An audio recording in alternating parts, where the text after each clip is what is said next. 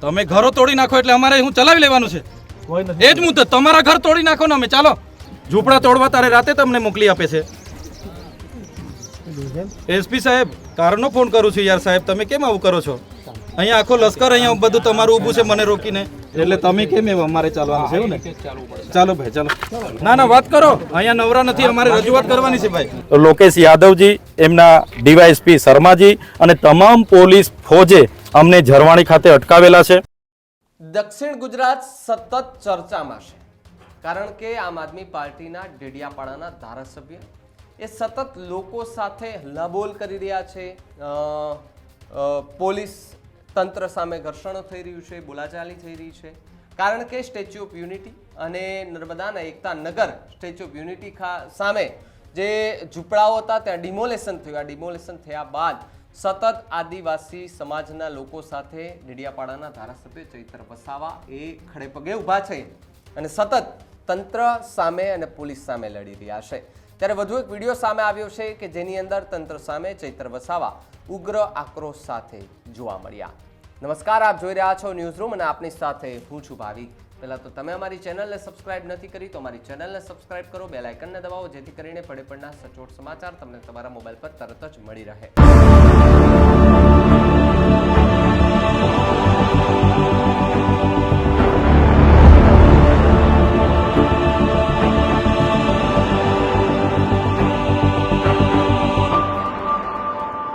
નર્મદાના Ektanagar statue of unity સામે 34 દુકાનો અને 7 ઝૂંપડા જે વહીવટી તંત્ર દ્વારા તોડી પાડવામાં આવ્યા હતા તેને લઈને ડેડિયાપાડાના ધારાસભ્ય ચૈતર વસાવાએ કેવડિયા ખાતે આંદોલન કરવા માટે આદિવાસી સમાજને હાકલ કરતા વહીવટી તંત્રએ ચૈતર વસાવાએ ઝરવાણી ગામ પાસે અટકાવ્યા।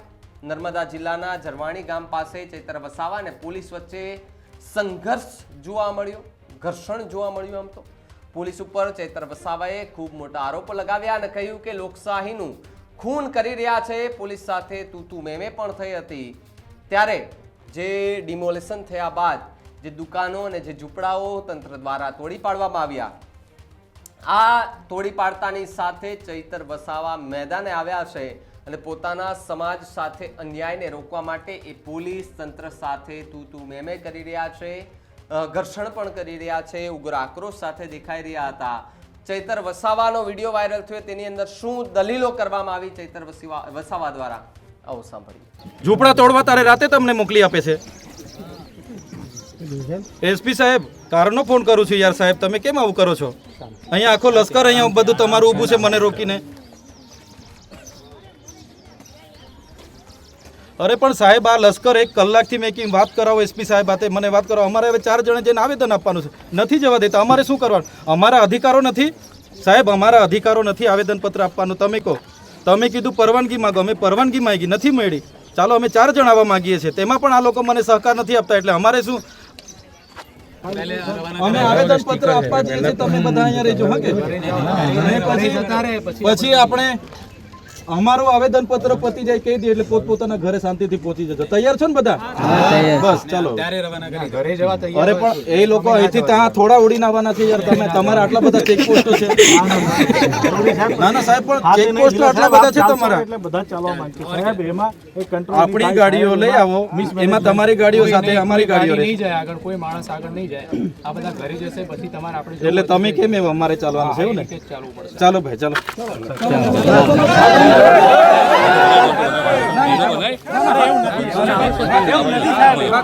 તમે કેમ અમારે કરવાનું છે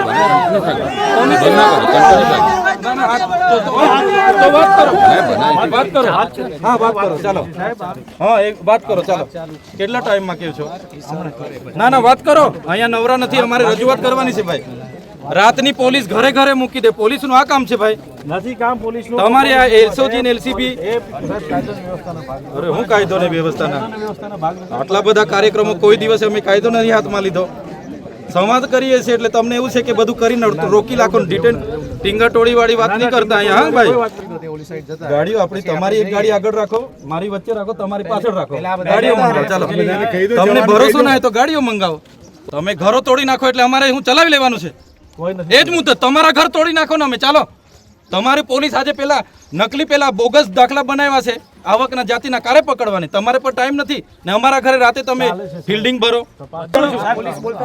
અરે કહી દેમ મેં એની જવાબદારી લેવી હોય તો આગળ મોકલો એને. હા એને જવાબદારી લેવી હોય તો મોકલો આગળ. હા બસ એવી વાત નહીં કરવાની. તમે છે ને તમારા પર કેટલી મર્યાદા છે, તમારાથી નહીં થતું હોય હું વાત કરું, તમારાથી નહીં થતું હોય તો એસપી સાથે હું વાત કરું. લગાવો ફોન. મારો ફોન તો નહીં ઉઠાવે તમારો એસપી, તમે લગાવો. અરે લગાવો, એને ખબર છે શું થાય છે તે. તમે લગાવો, તમે લગાવીને વાત કરાવો ને. તો તમારી તો એટલી તો છે નથી, તમારાથી તો એક તમારા એ પાપડ નથી તરસીએ છે. તો જાહેરનામું આ પ્રવાસીઓ માટે અમલ નથી. આજે કેટલા હજાર પ્રવાસીઓ આવ્યા છે. અરે જાહેરનામું એટલે બધા માટે જ હોય ભાઈ.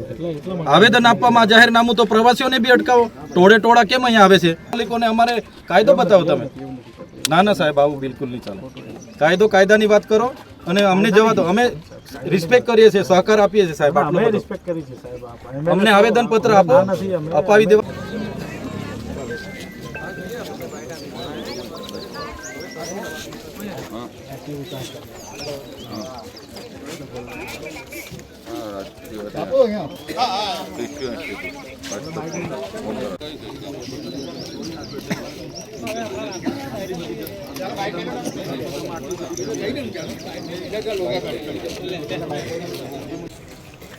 મોટું ખાઈ જા वीडियो बनाए ना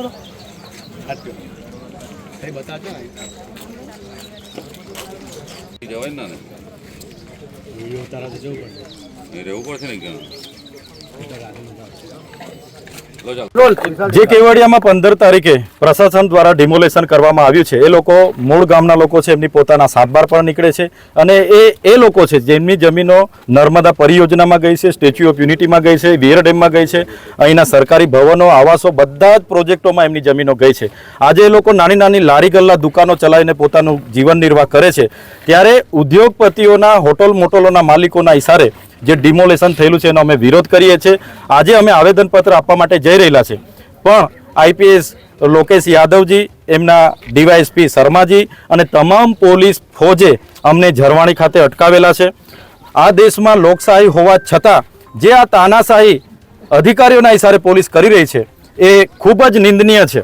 આજે એક ધારાસભ્ય તરીકે અમારા અધિકારે અમે આવેદનપત્ર આપવા માંગીએ છીએ, એની પણ રજૂઆત આ લોકો કરવા દેતા નથી. એટલે આજે દેશ કઈ દિશા તરફ જઈ રહેલો છે એ આપણે સૌએ જાણવું પડશે. જો આ લોકોને ન્યાય નહીં મળશે, આવનારા દિવસોમાં અહીંયા સીએમના કે પીએમના તમામ કાર્યક્રમોનો અમે બહિષ્કાર કરીશું. વિશ્વ આદિવાસી દિવસ પણ અહીંયા ઉજવાશે, વિશ્વ અધિકાર દિવસ પણ આવનારા દિવસોમાં ઉજવાશે. તમામ રચનાત્મક કાર્યક્રમો જો આ લોકોને ન્યાય નહીં મળશે તમારા ચાલુ રહેશે. શું કહે છે પોલીસ? પોલીસ અમને અહીંથી જવા નથી દેતી. અમારા તમામ આગેવાનોના ઘરે રાત્રેથી પોલીસ મૂકી દેવા. મારા ઘરે પણ 10 થી 15 પોલીસ મૂકવામાં આવી છે. પોલીસ શાંતિ, સલામતી અને સુરક્ષા, કાયદો વ્યવસ્થા જાળવવા માટે પોલીસને પગાર મળે છે, નહીં કે વિપક્ષના આગેવાનોને આ રીતના હેરાનગતિ કરવાની અને આદિવાસીઓને દબાવવાની આ વાત છે. જ્યારે વિકાસના નામે આદિવાસીઓનો ભોગ લેવાય છે ત્યારે અમને દુઃખ થાય છે. અને આજે આદિવાસી વિસ્તારમાં નર્મદાનું પાણી નથી, શિક્ષકો નથી, શાળા નથી, આંગણવાડીઓ નથી, રોજગાર નથી, ડોક્ટરો નથી, સાધનો નથી, રોડ રસ્તા નથી. કેમ એના માટે કોઈ બોલતું નથી? કેમ એના માટે પ્રશાસન કામ નથી કરતું? એટલે આદિવાસીઓનો માત્ર જમીનો, જળ જંગલ, જમીન છીનવવાનું આ ષડયંત્ર છે, એની સામે અમે લડવાના છે. પોલીસનો ઉપયોગ થશે કે મિલિટરીનો ઉપયોગ થશે, આવનારા દિવસોમાં જે પણ મોરચે લડવું પડશે, સડકથી લઈને સદન સુધી અમે લડીશું. અમે ડેડિયાપાડાથી ઝરવાણીના રોડ પર આવ્યા અને આગળ અમને અટકાવવામાં આવ્યા, એટલે અમે ત્યાંથી પગદંડી અહીંયા ચાલીને આવ્યા છે. અહીંયા પણ અમને અટકાવવામાં આવ્યા છે. અમારી સાથે ટીંગાટોળી કરવાની પ્રયાસ હતો. પોલીસને અમે રિસ્પેક્ટ કરીએ છીએ, એમનો કાયદો વ્યવસ્થા એ લોકો જાળવે અને અમે અમારી રજૂઆત કરવા જઈએ, એ જ અમારી માંગણી છે. પણ પોલીસ આજે પણ ટાઈમ પાસ કરે છે. હમણાં પણ 2 કલાકથી જોઈએ છે. અમે તો અહીંયા જ રહેવાના છે. આવેદન આપ્યા વગર અમે જવાના નથી. પરમિશનની વાત કરીએ તો પરમિશન માટે શું કીધું છે પોલીસે? આવેદન પત્ર આપવા માટે આ લોકશાહીમાં પરવાનગીની જરૂર જ નથી રહેતી. છતાં પોલીસના કહેવાથી અમે પરવાનગી પણ માગી, પણ પ્રશાસને અમને પરવાનગી આવેદન પત્ર આપવા માટે નથી આપી. તો આ લોકશાહીમાં આવેદન પત્ર આપવા માટે પરવાનગી નહીં મળે એટલે વિપક્ષને પોલીસનો ઉપયોગ કરીને આ દબાવી દેવાની જે રણનીતિ છે ભાજપ સરકારની, એની સામે આવનારા દિવસોમાં ગામડે ગામડે જઈશું, જાગૃત કરીશું અને આવનારા સીએમ કે પીએમ જો આ લોકોને ન્યાય ન મળે તો સીએમ અને પીએમના કાર્યક્રમોને પણ અમે બહિષ્કાર કરીશું. તો પોલીસ સાથે ઘર્ષણ થતા ચૈતર વસાવા રોષે ભરાયા. બોગસ જાતિના દાખલા, આરોપીને પકડી નથી પાડતી પોલીસ. અને આગામી દિવસોમાં વડાપ્રધાનના કાર્યક્રમ તેમજ મુખ્યમંત્રીના કાર્યક્રમોનો વિરોધ કરવાની ચીમકી પણ ઉચ્ચારી દેવામાં આવી છે. એટલે કે જે ડેડિયાપાડાના ધારાસભ્ય છે ચૈતર વસાવા, એ સ્ટેચ્યુ ઓફ યુનિટી સામે આવેલી જે દુકાનો હતી અને જે ઝૂંપડાઓ હતા તેને પર બુલડોઝર એટલે કે ડિમોલેશન થયું. આ ડિમોલેશન થતાની સાથે જ ચૈતર વસાવા આક્રમક રીતે ત્યાં આદિવાસી સમાજના લોકો સાથે વિરોધ પ્રદર્શન કરવા માટે પહોંચી રહ્યા હતા. એ જ સમયે પોલીસ તેમને વચ્ચેથી અટકાવે છે અને ત્યારબાદ ચૈતર વસાવા છે તે બરાડા પાડીને પોલીસ પર ખૂબ મોટા આરોપો લગાવી રહ્યા છે. ત્યારે આખી આ ઘટના કે જે સતત આમ આદમી પાર્ટીના નેતાઓ અત્યારે ચર્ચામાં છે, કારણ કે એક તરફ રાજુ કરપડા તે પણ પોલીસ અને તંત્ર સામે ઉગ્ર આક્રોશથી રજૂઆતો કરી રહ્યા છે, બોલી રહ્યા છે, આરોપો લગાવી રહ્યા છે. તો બીજી તરફ આમ આદમી પાર્ટીના ડેડિયાપાડાના ધારાસભ્ય ચૈતર વસાવાનું નામ એ વિસ્તારમાં ખૂબ મોટું છે, ડેડિયાપાડા આસપાસમાં પણ ખૂબ મોટું છે અને ખૂબ સારી એવી કામગીરી લોકો એવું કહી રહ્યા છે, વખાણી રહ્યા છે. પણ સવાલો એ કે શું ખરેખર ચૈતર વસાવા આ લોકો માટે કરી રહ્યા છે કે કેમ? અને જે દુકાનો પર બુલડોઝર ફર્યું છે અને જે વિસ્તારોમાં જે બુલડોઝર ફર્યું છે તેને લઈને આદિવાસી સમાજના જે લોકો હતા તે બેઘર બન્યા છે કે કેમ, તેના પર સૌ કોઈની ચર્ચાઓ થઈ રહી છે. પણ ચૈતર વસાવાનો આજનો આ વિડીયો ખૂબ સોશિયલ મીડિયા પર વાયરલ થઈ રહ્યો છે. પોલીસ પર ખૂબ મોટા અને ગંભીર આરોપો લગાડવામાં આવી રહ્યા છે. આ આરોપોને તમે કેવી રીતે જુઓ છો? કમેન્ટ કરીને ખાસ જણાવજો. જોતા રહેજો ન્યૂઝરૂમ. નમસ્કાર.